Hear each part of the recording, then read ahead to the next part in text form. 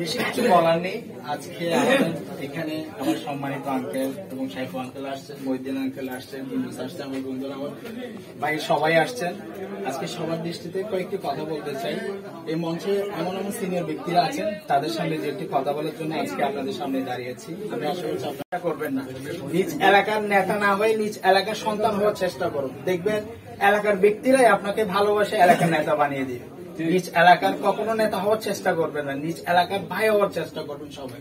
দেখবেন যে এলাকার ভাইয়েরাই আপনাকে ভালোবেসে এলাকার নেতা বানিয়ে দিবেন ইনশাল্লাহ। নিজ এলাকার কখনো নেতা হওয়ার চেষ্টা করবেন না, নিজ এলাকার সবাই নিজ এলাকার মানবতার ফেরিওয়ালা হওয়ার চেষ্টা করবেন। দেখবেন যে এলাকার ব্যক্তিরাই আপনার মানবতা দেখে, আপনার ভালোবাসা দেখে, আপনার মহান নেতা দেখে, আপনার সবকিছু দেখে, ভালো গুণ দেখে আপনাকে সবাই ইনশাল্লাহ এলাকার নেতা বানিয়ে ছাড়বে ইনশাল্লাহ। তো আমরা চাই আমাদেরকে দেখতে আসছেন, আমার আঙ্কেল আসছেন, আমার প্রতিনিধি আমার না, সবার খোঁজ খবর সবসময় রাখেন, কি করে না করে সবকিছু খবর রাখেন। তো আপনারা আমার জন্য দোয়া করবেন, আমার আঙ্কেলের জন্য দোয়া করবেন।